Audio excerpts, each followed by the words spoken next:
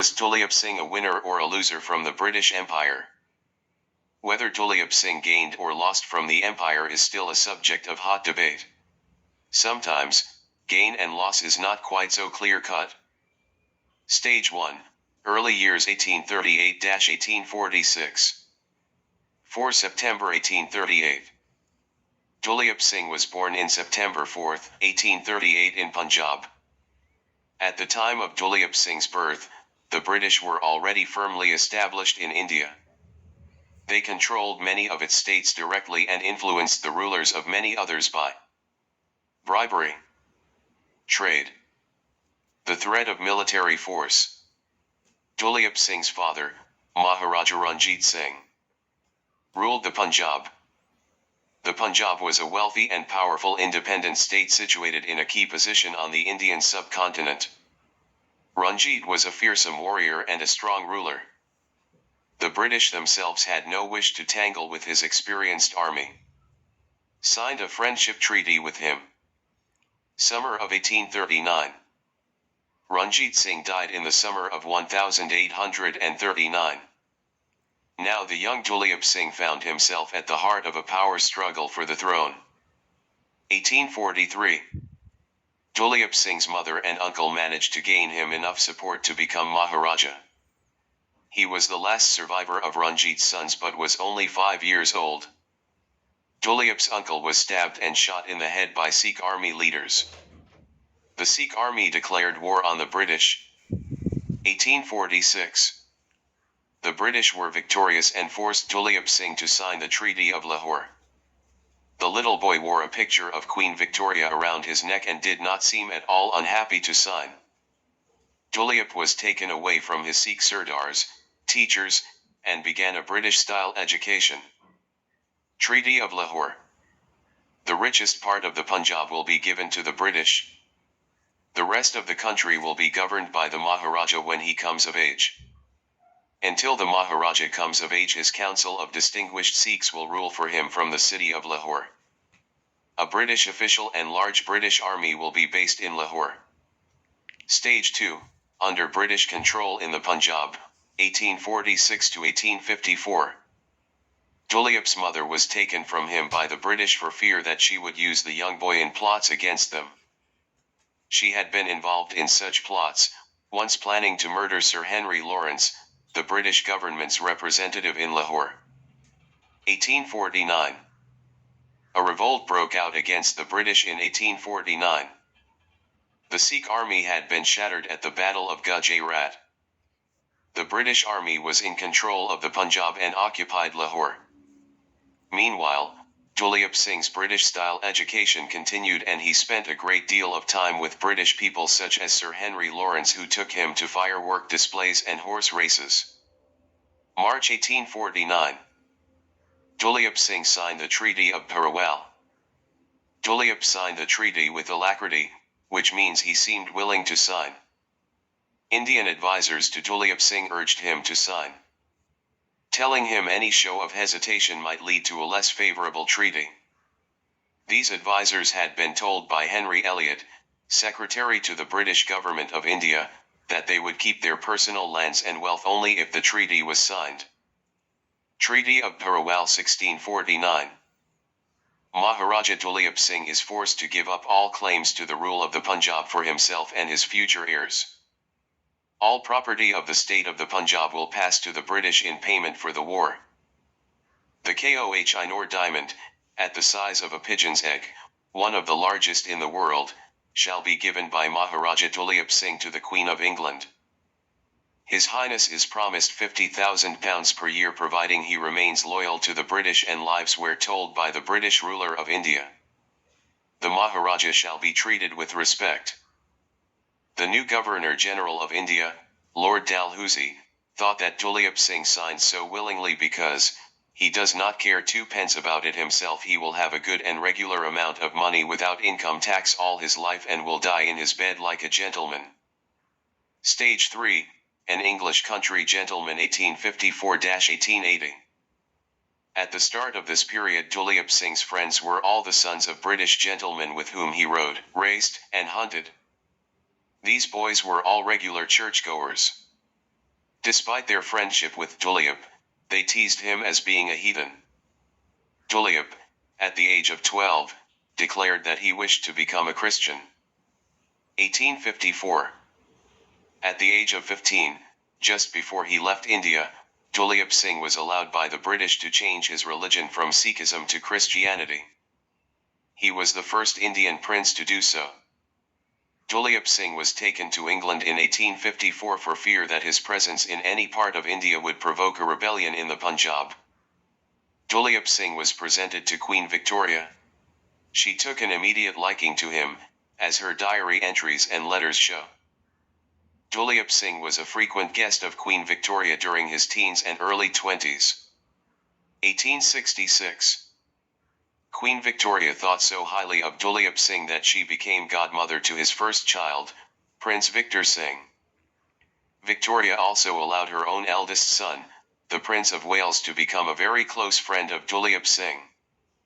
1864. Duleep married Bamba Muller, the Christian daughter of an Abyssinian lady and a German merchant.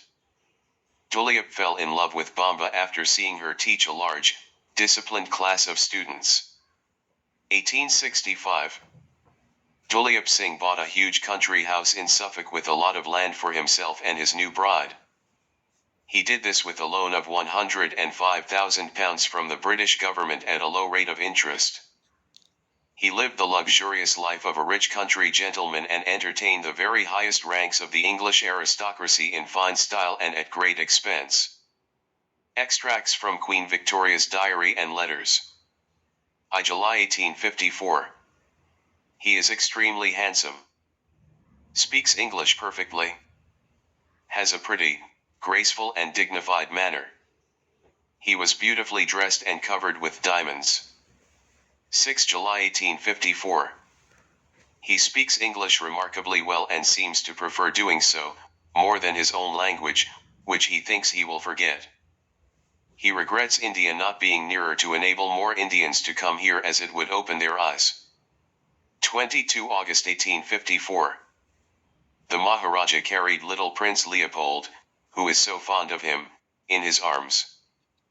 We left the Maharaja shaking him warmly by the hand and wishing him many returns for his birthday when he will be 16 and old enough to rule if we had not had to take the Punjab. Elvedon shooting party, the Punjab. Hosted by Duleep Singh. Stage 4, Still Loyal, 1881-1886. British agriculture began to struggle as cheap imports of crops started to arrive from the prairies of North America. The incomes of farmers and great landowners such as Duleep Singh began to fall. Many of Duleep's farms were left vacant.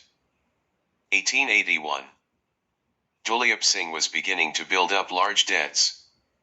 His income from the British and from his land was no longer sufficient to maintain his lavish lifestyle in addition to supporting a wife and 6 children.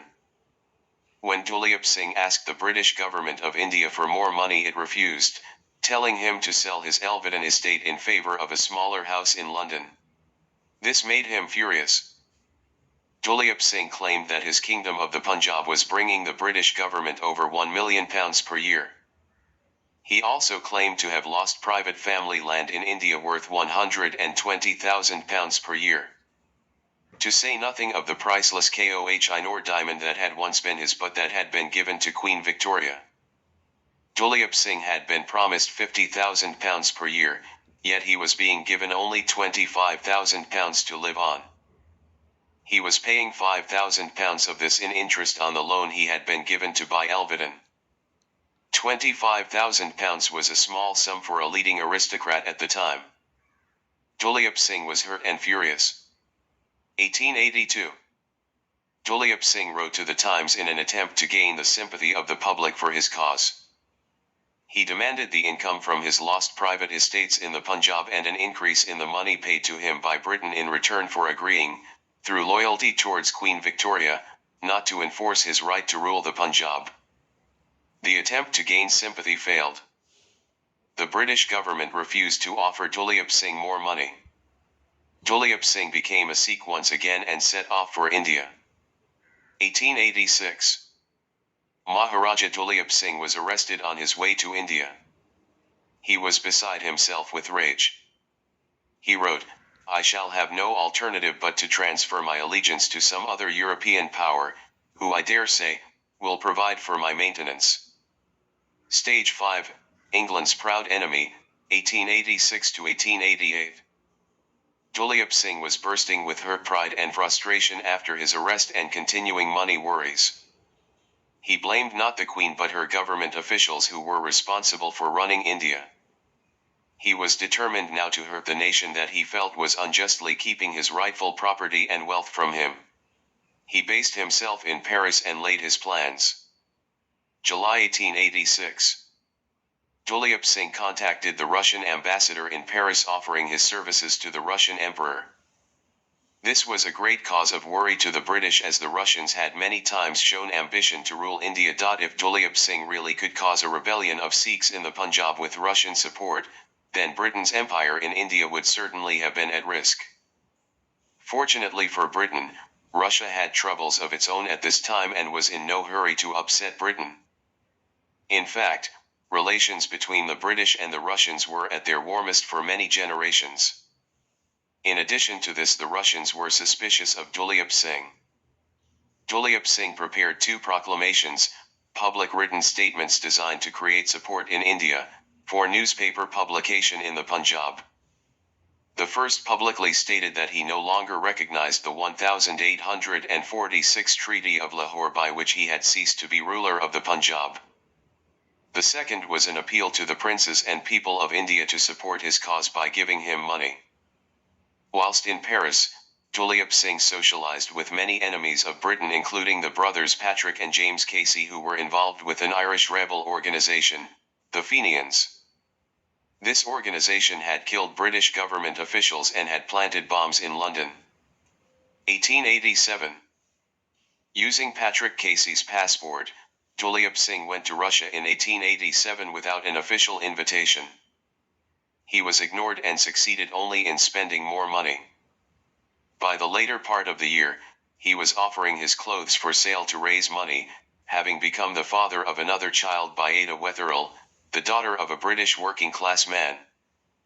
His wife in England, the Maharani, died very soon after, having been ill for some time. Duleep Singh was still trying to create a Sikh rebellion against the British in the Punjab, but without Russian help the plan did not get off the ground.